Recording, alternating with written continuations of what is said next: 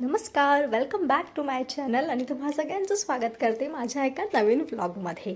तर आज की नाही मी युगीत सोबत खेळत होती. त्याचा खूप हट्ट होता की मम्मा आज तूच माझ्यासोबत खेळ आणि आता त्याचेही जेवढेही खेळणे आहेत ना बाहेर ते खेळून तो असा बोर झालेला आहे. तर त्याचं काय होतं माहिती नाही, म्हणजे त्याचं नेहमीच होतं एखादं काही आपण नवीन खेळणं आणलं की नाही तर त्याला ते आधी 2-3 दिवस खूप जास्त एक्सायटेड असतो तो खेळायसाठी. खूप खेळतो, त्यालाच घेऊन झोपेल, त्यालाच घेऊन तो जेवण करेल, असं त्याचं 3-4 दिवस असतं. त्यानंतर त्याला काय होतं माहिती नाही, त्याचं मग ते सोडून देतो. मग त्याचं माहिती नाही, ते खेळण्याकडे तो बघत पण नाही. आता हे असं का होतं हे मलाही कळत नाही आहे. तुमच्या मुलांच्या बाबतीत पण असंच होतं का सांगाल मला. त्यानंतर मग मी काय करते म्हणजे मग मी त्याच्यानंतर एक आयडिया केली की मी त्याचे जे पण खेळणे असतात ना तर ते ठेवते. 1 महिना 2 महिना ते ठेवते. मग त्याचे जे मी आधी खेळणे काढलेले असते ना ते पूर्ण पॅक करून ठेवून देते. त्यानंतर दुसरे खेळणे देते त्याला खेळायला आणि ते नंतर असंच त्याचे मी खेळणे आहे ना ते शफल करत राहते. म्हणजे त्याला असं वाटते की काहीतरी नवीन नवीन नवीन, म्हणजे तेच खेळणे त्याला दिसत नाही. बॉल्ससुद्धा त्याच्याकडे 5 ते 6 बॉल्स आहे, मोठे मोठे फुटबॉलसारखे. ते बॉल्स पण मी त्याचे 2-2 काढत असते. 2 ठेवते, 2 ठेवून देते, 2 काढते, तर 2 ठेवून देते. तर असं जे आहे ना मी करत असते. आता ही मॅट आम्ही डीमार्टमधून आणली होती. माझ्याचकडे नाही, ही मॅक्सिमम सगळ्या लोकांकडे ही मॅट असेलच, अल्फाबेट्स आणि नंबर्सवाली लहान मुलांसाठी. तर ही आम्ही घेतली होती. तर तो जेव्हा घेतली होती तो खूप लहान होता, त्याला काहीच कळत नव्हतं. तेव्हा आम्ही काढली होती. तर तो आपलं काहीतरी लावायचं आणि ठेवून द्यायचा. त्यानंतर मी हिला पॅक करून ठेवली. त्यानंतर मध्ये एकदा मी काढली होती तर तो खेळला होता. मग त्यानंतर तो परत बोर झाला याच्याने, तर मग मी परत ठेवून दिली आणि आज ही मी काढलेली आहे. तर आता त्याला बऱ्यापैकी जे आहे ना ते नंबर्स वगैरे जमत आहे. 1 2 3 4 त्याला समजत आहे. तर त्यासाठी ना आज मी ही काढली. तर आज काढल्याबरोबर त्याला एवढं त्याच्यासोबत खेळायचं आहे की आता गेले 2 ते 3 तास झाले आहे आम्ही याच्यासोबतच खेळत आहे कंटिन्यू. आणि त्याला ते आता फसवायला आणि मग ते नंबर्स काउंट करायला खूप मज्जा येत आहे. कारण आता ती गोष्ट त्याला समजत आहे. आता ही पण काय मी 3-4 दिवस बाहेर ठेवेल आणि मग 3-4 दिवसांनी तो याच्यात पण बोर होऊन जाईल, तर मग हिला परत पॅक करून ठेवून देईल. कारण याचं काय आहे ना, याला जास्त मग बोर झालं ना हा याला खायला सुरुवात करतो, याला फाडायला सुरुवात करतो. तसेही याच्यातले 2 जे अल्फाबेट्स आमचे गायब झालेले आहे, ते 2 अल्फाबेट्स जे आहे नाही आहे आमच्याकडे. तर असा करतो तो. आता मी त्याला एवढं छान लावून दिलं, आधी नंबर्स लाव, मग अल्फाबेट्स लाव. तर त्याचं सुरू होतं. त्याला अल्फाबेट्स अजून कळत नाही. आता शाळेत गेल्यावर तो कळेल, तो अजून शाळेत नाही गेलेला आहे. पण त्याला नंबर्स जे आहे ते बऱ्यापैकी जमतात. अल्फाबेट्स मी त्याला सांगते आहे. पण मुलांचं असतं ना की तुमच्या म्हणण्याप्रमाणे आम्ही का बरं करायचं. त्यांना जे करायचं असेल शेवटी तेच करतील. सो त्याचं पण मी जे त्याला सांगत होती ते त्याला नव्हतं करायचं. त्याचं म्हणणं होतं मी जसं म्हणतो आहे ना तसंच तू कर.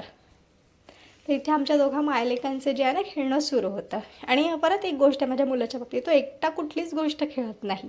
मी त्याला काहीतरी दिलं आणि खेळायला मग तू माझ्यासोबत खेळ, मग ते काहीही असो, ही मॅट बनवणं असो किंवा आम्ही डॉक्टर खेळतो डॉक्टर सेटसोबत, त्यात पण मी पेशंट असते, तो डॉक्टर असतो, असं सगळं असतं. तर त्याच्यासोबत खेळलं ना तरच त्याला ते जमतं. आणि मग असंच खेळण्याच्यात त्याला जेवण चारणं, त्याचा नाश्ता करणं हे असं करावं लागतं. सो असा माझा दिवस असतो. कधी कधी हा दिवस रोज येत नाही म्हणा, कधी कधी येतो. कारण एखाद्या दिवशीच मला त्याच्यासोबत खेळायची इच्छा होते. रोज रोज मी त्याच्यासोबत अशी एवढा वेळ खेळत नाही. खेळते अर्धा 1 तास खेळते, एवढा 2-2 3-3 तास मी खेळत नाही.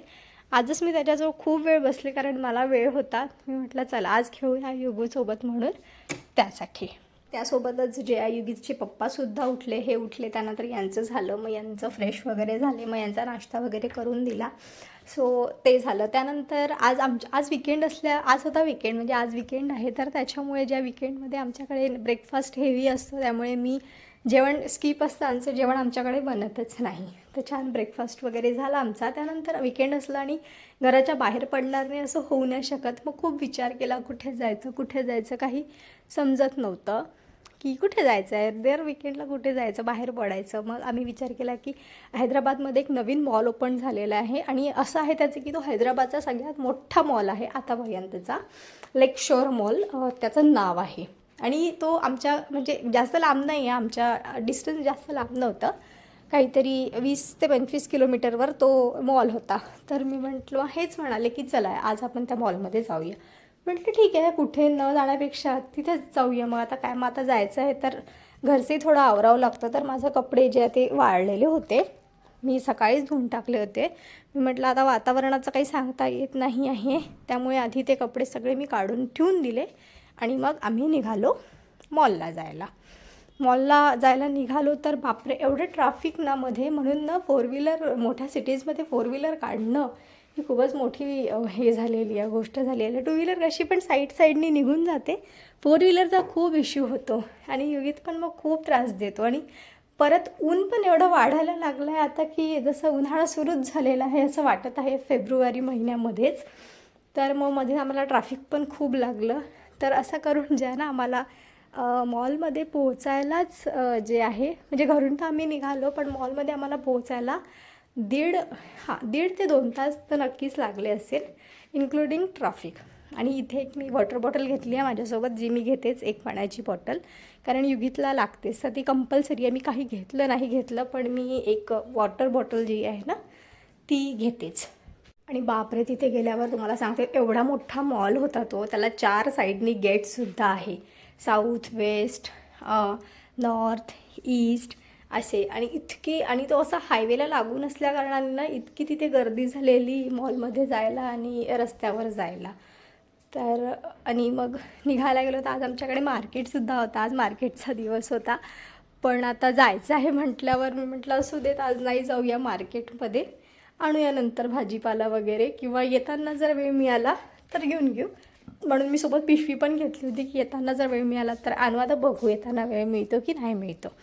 तर मॉलमध्ये पोहोचल्यानंतर तुम्हाला सांगते तर एवढा मोठा मॉल होता, एवढा मोठा की म्हणजे मी सांगू नाही शकत. त्याचा पार्किंगमध्ये लावलं, व वरती गेलो आम्ही, एवढं मोठं. पण आम्हाला घ्यायचं तर काही नव्हतं, कारण मॉलमधनं मी तसं पण काही घेत नाही, कारण मॉलच्या वस्तू ज्या असतात ना त्या खूप जास्त महाग असतात. त्याची प्राईस म्हणजे डबलच असते डायरेक्टली. जी बाहेर आपल्याला हाफमध्ये मिळते त्याच्या ते मॉलमध्ये ती डबलच असते. त्याच्यात GST असतं, प्लस टॅक्सेस असतात, असं करून ते आणखी महाग मिळतं. मग आम्ही डिरेक्टली गेलो. खालचे 3 फ्लोअर आम्ही पूर्ण फिरलोसुद्धा नाही, 1-2च फ्लोअर फिरलो, पूर्ण थकून गेलो, कारण ते खूप जास्त मोठा होता. आणि त्याचं इंटिरियर वगैरे तर बापरे खूप छान. म्हणजे असं वाटत होतं, एका वेळेला असं वाटत होतं की आपण एअरपोर्टवर वगैरे आहो का काय, एवढं सुंदर त्याचं इंटिरियर होतं.